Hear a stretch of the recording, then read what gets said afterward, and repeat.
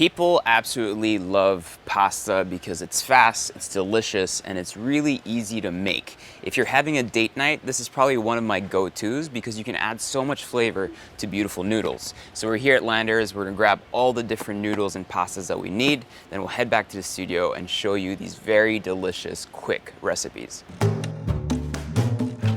Drop your worries, darling, and move your feet. Set your mind at ease and dance with me.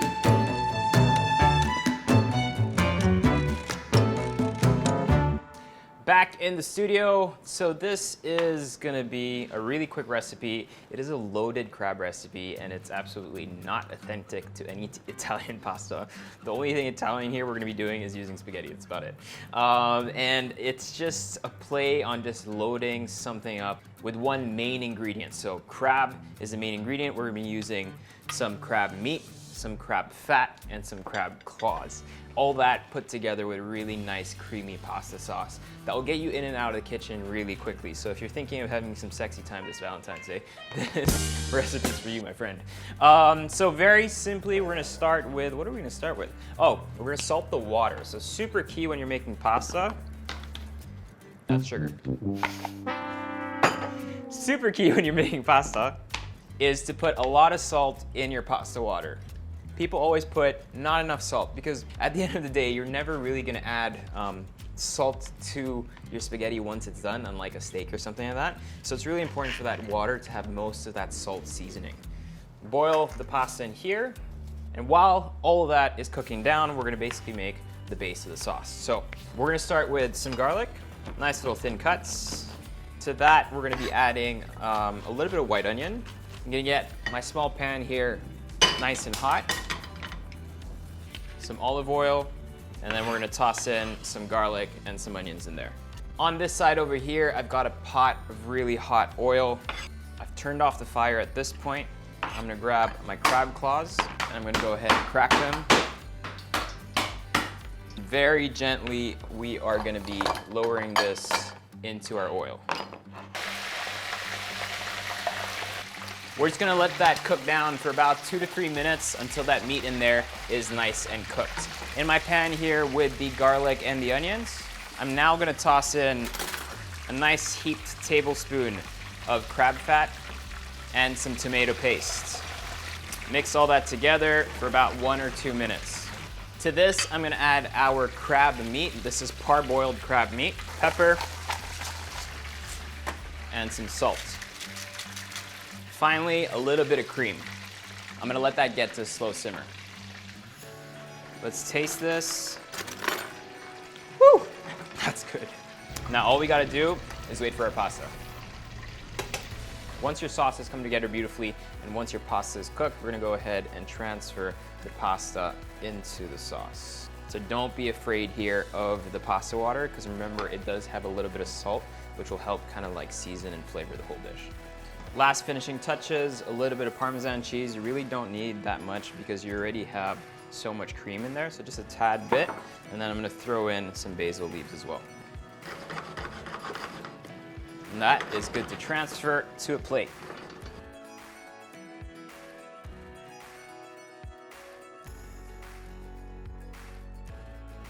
Add a bit more of our basil here and there.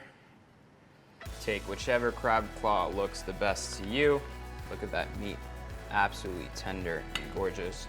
And there you have it, a beautiful pasta dish using some spaghetti, some cream, very basic ingredients, and 3 different styles of crabs. What more could you ask for? Seriously, look at that, gorgeous. Time to give it a taste. This looks insane. There's so much crab in this recipe. Like, I can't tell the difference between the cheese and the crab. So good. Let's check the meat out. Woo! That's what I like about deep frying crabs. It's just, they're so easy to break. They get nice and brittle. And look at that meat. Perfectly tender and beautifully cooked. With fresh crab, you really don't need to add much. It's literally just oil. You didn't even add any seasoning, and it's so delicious. Next recipe. Second pasta recipe, also very quick. We're gonna be making a variation of vodka rigatoni. Rigatonis, if you haven't seen them, because I'm already cooking it, so it'll be quicker, are these little things. What I love about them is that they've got these ridges on them and they're hollow. So when you make a creamy sauce with them or a thick sauce, they're fantastic because the sauce literally claws to the pasta and then some of the sauce actually goes inside as well. So, molto bene, molto bene, molto bene. Oh my God, Italians, please don't help me. So really simple, half an onion and then diced. Couple cloves of garlic. These ones can be thinly sliced as well. We don't need to mince them. All that goes into a little pan with some olive oil. Once we have a little bit of color on our garlic and our onions, we can go ahead and add some tomato paste. You're gonna add a lot of it. It's about 4 tablespoons.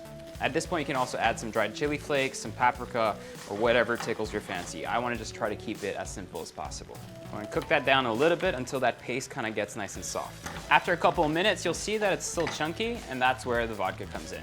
So the vodka, just like cooking with any alcohol, you're looking to just basically deglaze the pan and grab all those flavors that are swimming around the pan.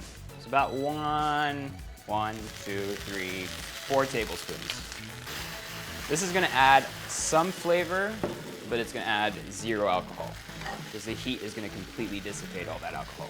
Next, 3/4 cup of cream, low heat, and keep mixing that until a nice homogeneous sauce forms. You want it nice and smooth. Let's try our rigatoni. Whew. Maybe 2 more minutes. At this point, when your sauce has come together completely, you can actually take it off the fire. Our pasta is now ready. Take that off the fire. Same process as last time. Go ahead and just transfer the rigatoni. You're looking for every piece of pasta here to be perfectly covered with sauce. So just add them slowly, toss them, and then decide if you need to add more or not. Then to help bind everything together, because you did transfer a little bit of pasta liquid in there, some Parmesan cheese. Just crumble it, throw that in. Transfer this onto our dish. Finish it with a bit more Parmesan cheese. You can add some basil at this point if you want, extra virgin olive oil, tie it all together. That is a plate of love. Looks so good. This is what you want a pasta dish to look like. Just beautiful, simple, full of flavor, and I'm about to confirm that right now. Woo! I'm getting little shivers here. Next recipe.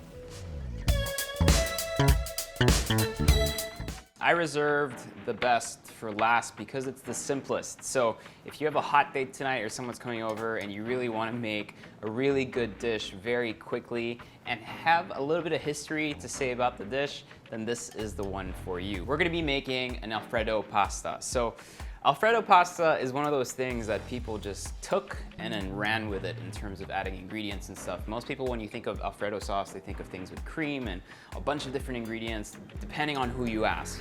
But that's basically the more American version of it. The history of the dish actually says that this guy called Alfredo had a wife who was pregnant and she just couldn't find flavor, she wasn't getting hungry or anything like that. So he took a very classic Italian dish called fettuccine al burro, which basically means fettuccine and butter. And then when she was hungry, he said, okay, you know what? I'm just gonna add some Parmesan cheese to the whole dish and hopefully she'll like it. And she could not stop eating it. So basically, it's 3 ingredients. It's fettuccine cooked properly, some Parmesan, and some butter. That's about it. If you look at the original recipes, the amount of butter in this dish is insane. I think it's half a pound of butter for a pound of pasta, which is pretty crazy. So we're gonna do something a bit lighter, but we're still gonna add quite a bit of butter because that's the base sauce. So this to me looks like about 40 grams. And I'm gonna slowly melt that in my pan. Then we're gonna add the pasta, and then we're gonna mix in the cheese. It's simple as that. At this point, we really don't need the heat anymore because the heat emanating from the pasta is what's gonna help kind of just melt all the cheese that's in there. I'm gonna put quite a bit of cheese, and then we're gonna use the pasta water to bind everything. Remember, the pasta water is really well seasoned, so that's where all your salt's gonna come from that and the cheese. So what I'm doing here, it's just really important to keep checking, adding some pasta water, just so you really nicely create a sauce.